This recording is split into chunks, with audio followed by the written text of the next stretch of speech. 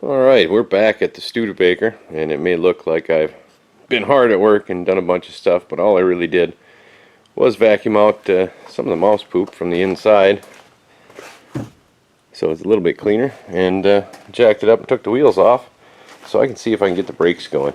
I got a bunch of parts coming for the engine, but they're not all here yet, so we're going to work on the brakes. And of course, master cylinder on this thing is up under the car, attached to the frame, and I have to try to pop this plug out so I can get to the master cylinder to fill it. Lovely design. And while I was down here poking around, I found some neat little rust repair.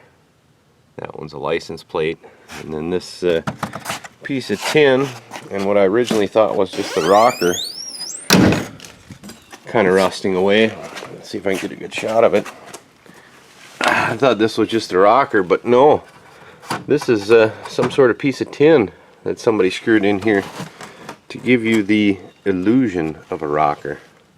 It's about all you need because it's got the frame under it. But yeah, I'm going to see if I can get to that master cylinder and maybe put some fluid in it and see if the brakes do anything. Well, I got the cap off, the little floorboard cap, and I kind of figured this would happen. Obviously this cap is not budging, and it's made of, I think, aluminum here, and it just destroyed itself trying to get it off, which I expected. So I've got another one of those on the way already. It's just not here yet. I think in the meantime I'll probably pull this master out and see if I can do something with it. See if I can get it out, because I got to replace it anyway, but maybe we can make it do something. I don't know. We'll try anyway.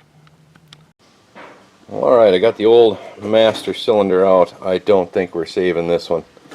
It's made out of aluminum and the cap is corroded right to it. I just don't think we're saving it. I suppose it's possible, but I got a new one on the way, so we'll wait for that to show up. But it always surprises me how easy these old cars come apart. They just used better steel. The nuts came off, the bolts came out, even the brake lines didn't twist off. I couldn't believe it. It's just better stuff they made them with back then. So I guess I'll wait for that, and in the meantime maybe I'll tinker with some other stuff. Maybe get the light switch to move if I can, take it out. I don't know. Plenty of stuff to do, just need some parts. Well, since I can't really do anything with the brakes at the moment because I don't have any parts, I turned my attention to these hoses, and I actually have this little chunk of hose, but I don't know if you can see it in there, but I stuck my finger down that water neck and it's just piled with rust. So I'm going to have to pull that off. I'm still waiting on the thermostat, so I can't do anything with that, and I'll probably tear all these hoses off, and once I get the brakes working, probably drive it over and run the garden hose through it and clean everything out. But still waiting on parts, still waiting on the lower hose. I don't have that yet. I think I'm going to take that heater hose off and just bypass it to the back one, because I doubt those hoses will hold up. So we'll just get them out of the way, and yeah, that hose definitely wouldn't hold up. So working a little bit down here, waiting on parts, and I went ahead and tried to get this switch either to move or come out, but it's just not having it. The headlight switch just doesn't even want to wiggle, and I don't know if you can see in there. Yeah, I'll get down. Hopefully we can get a good view of it there. Now that hole on the side, you're supposed to push in and pull the knob out. Well, that's either rusted up so bad it won't move, or it's busted in there. One of the two. And I don't think I can get to the nut that's holding that switch in if the knob's still in here, because that looks to me like it's surrounded. Maybe I could get at it from the top, I'm not sure, but frustrating anyway. And of course they only use this style for 1 year in the Studebakers, 1950, so that'll be fun. But I'll keep tinkering with it anyway and messing with stuff while I wait for parts. Never-ending waiting game. Alright, I got all the coolant hoses off of it and they're all just packed with rust. That one's, I think, plugged completely, and so is the water neck, and the other one back there where it goes into the head, just rust everywhere. So I imagine, I'm guessing it's probably going to need a water pump. I don't know, but I'm still waiting on all sorts of parts. And I guess the lesson here is it's pretty easy and cheap to get a 75-year-old car running and driving, but to make it drivable, that's the time-consuming and expensive part. Well, I got something to work. I got this stupid switch out. I did mar up the knob a bit, but that's okay. I ended up having to take a pliers and put around here and put up against that and actually pound it out, and this this part of the knob came off. So then I took a hammer and whacked this back down, and I was only able to loosen that nut a little bit just because of the position it's in, and the nut itself is real corroded. So after I got it loose just a tiny bit, I was able to pop the switch out of the dash, and then to get the shaft out I had to take these little tabs and bend them back and take this top off. And just in case you ever try this, this is spring loaded, so I found all my parts after I took it apart and pounded the shaft through this brass deal, got it out of there and cleaned up and lubed up, and then put it all back together. Hopefully it's correct, should be, I think. And now it works in and out just fine. So I think I'll clean up this castle nut a little bit, and then we'll stick it back in the car, and hopefully it'll work. A little boogered up, but it should function. That's all I care about. Alright, I got the switch reinstalled. It operates. I hooked up the battery, and no magic smoke, no fire, and the lights came on. So that's awesome that that works. And while I was tinkering with that, I got some much needed parts. I have a new master cylinder to replace that old crusty aluminum one. So that means there is a non-zero chance that I will have brakes today. I'm crossing my fingers. We'll see what happens anyway. So let's see if we can get that tossed in, pull some parts off of here. I got to get these off, and maybe we'll have brakes. Alright, we got the new master cylinder in, and that went pretty good. I'm thinking I'm just gonna put some fluid in it and pump it up and see if it does anything. The wheel cylinder's probably not any good, but this car has surprised me since the day we pulled it out of that shed with how much stuff actually still works. So we're just gonna put fluid in it and try it and see where it leaks. If it leaks, maybe it'll just work. That'd be awesome. And while I was putting this in, another package came, and I got some more stuff. And one of the things I got was this little battery charger. I didn't have a battery charger for 6 volt, and the generator's not hooked up at all on this thing, so I needed a way to charge it. So I picked up this one on Amazon for like 26 bucks or whatever. I don't know how good it is, but it seems to be working. It's got a little readout here that's nice.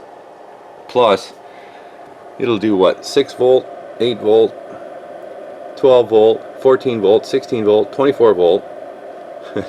Even though I only have really 12 volt batteries, except for this 1.6, but it never hurts to have an extra charger laying around, especially when you got stacks of batteries that are probably all dead.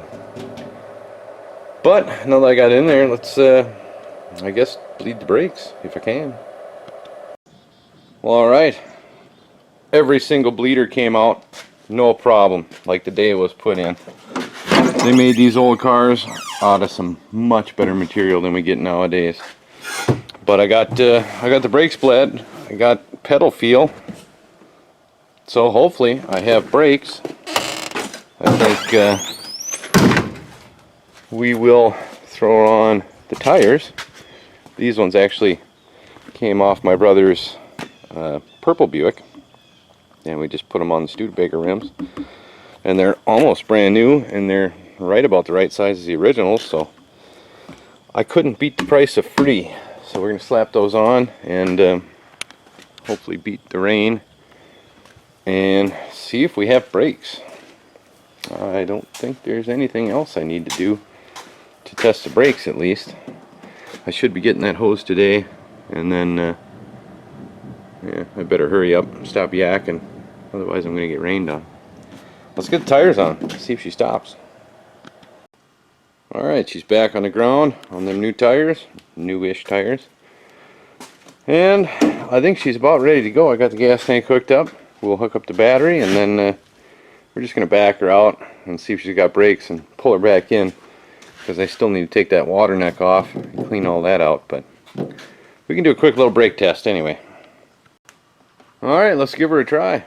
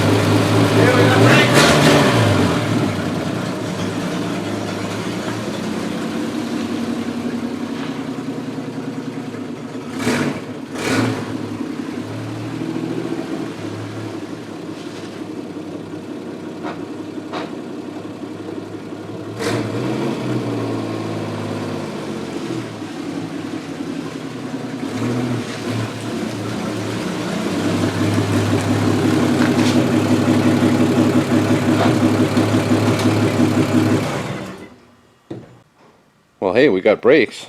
Not the best brakes in the world, but I can stop. I had her in in first gear there. Didn't realize it, and then of course I had the door open. But luckily these things are made of some pretty tough stuff, and that's just plastic, so who cares?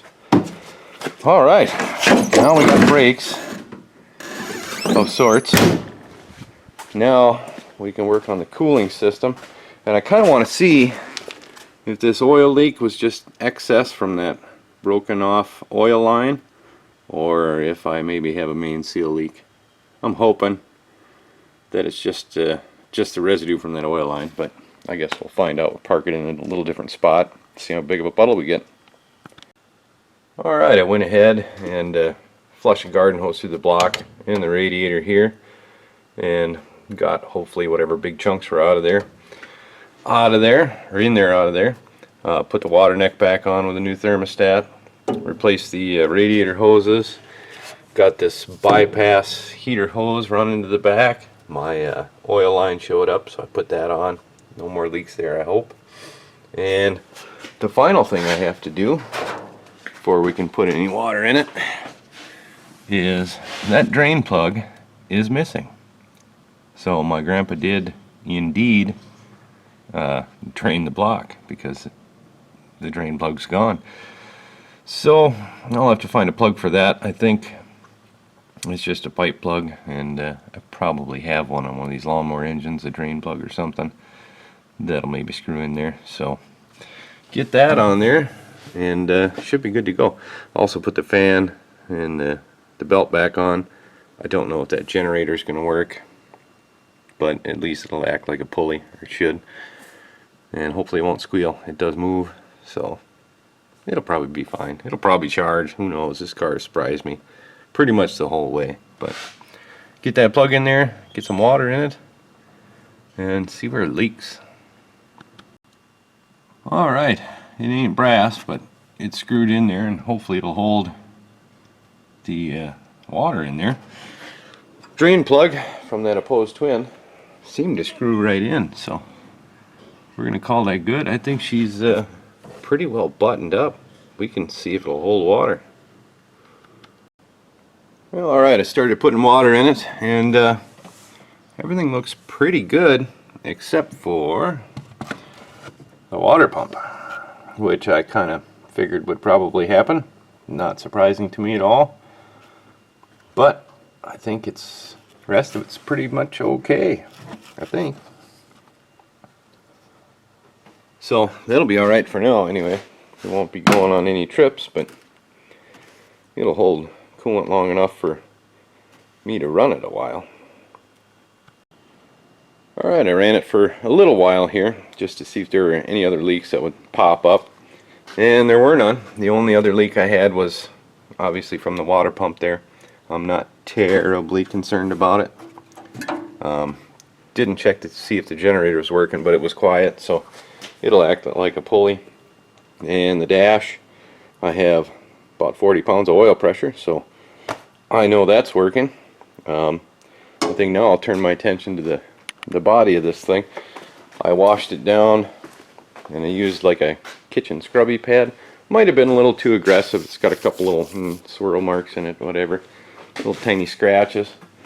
But I took a little polishing compound I had and just quick with a rag rubbed it on there, and it took most of that right out in like 10 seconds. So I think most of that'll come out with some work. I mean, honestly, this is what I'm working with, so it don't really have to be perfect. It was sitting in a barn for 40 years, and up until a week ago it had a bunch of barn filth and hay and whatever animals decided to poop on it, so anything's an improvement, I figure.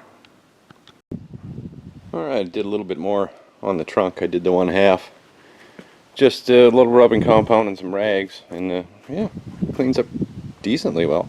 You can really see the difference between the two. So I'll keep going. I probably won't have enough left for the whole car, but we can get a start on it anyway. Well, I got her all shined up at least a little bit. Far from perfection, but it's better than it was. And went ahead and popped out the big dent in this door. Now it's just a little dent. Took my Chinese suction cup and popped her right out. Probably do that again there, and that'll come out. But all in all, not too bad. It ain't a brand new car by any means, but looks halfway decent. Well, I got the oil changed in it, and I had a little bit of a leak around the seal, so got some oil on stuff. But second try, I got her all sealed up, and it seems pretty good. There is a little bit of a leak on this lower return line. I got those coming on the way, but not here yet. And it seems to work good. My water pump has slowed down leaking a little bit, so I'm happy with that. The generator works. It actually charges still. Haven't done a thing to it, and it just works. I got the brake lights to go off. I put a new brake light switch that's on the back of the master. I put a new one of those on there, and that fixed that right up. So this thing, I think, is pretty good for now, at least. Not going to work on it too much more because winter's coming and I got a lot of stuff to do, and there's plenty to do on this car before I take it on the highway or anything. But for now, I think we're good. I got it running, I got it driving, I got it stopping, got some new skins on it, got the coolant system working, changed the oil in it, got her shined up a little bit. Even took my grandpa for a little ride down the driveway after I got it going. I think he liked that. He probably hasn't even sat in it for the last 40 years, so that was kind of fun. But I think we're going to put it away for the winter here right after this. Well, I'll probably put them lines in and then put it away. But yeah, all in all, it was a fun project. Everything just worked on this car. I mean, surprised me from the day we pulled it out of the shed and the wheels rolled. And then we put a battery in it and it cranked over, and new plugs and wires, and cleaned the cap and rotor, dumped some gas in it, and it fired. The carburetor, I can't believe all I had to do was tap on it with with a wrench, and I haven't touched it since. It just works. Fuel pump works. I bought a new one, but I didn't need it. And the brakes, the master came right out, didn't break any lines. The lines came right out. All the bleeder screws broke loose and they bled. I don't think all the wheel cylinders are working. I think I might have 1 or 2 froze, but it stops, and I still have a pedal, so they're not leaking. So I really don't care, but get around the highway with some work. But this was a fun little side quest.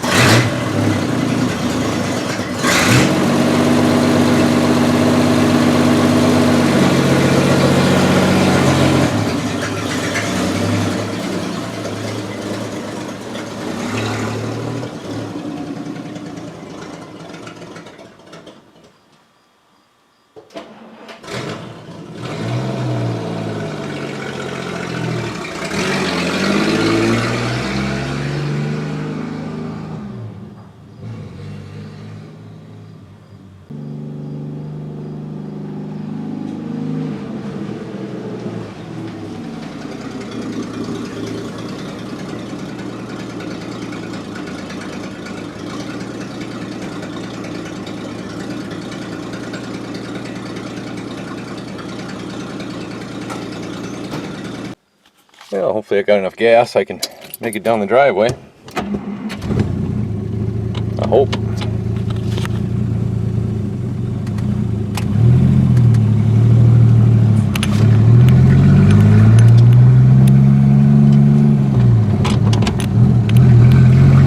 I guess we'll find out. I haven't played with the OD lever yet, so whatever it's in, it's in.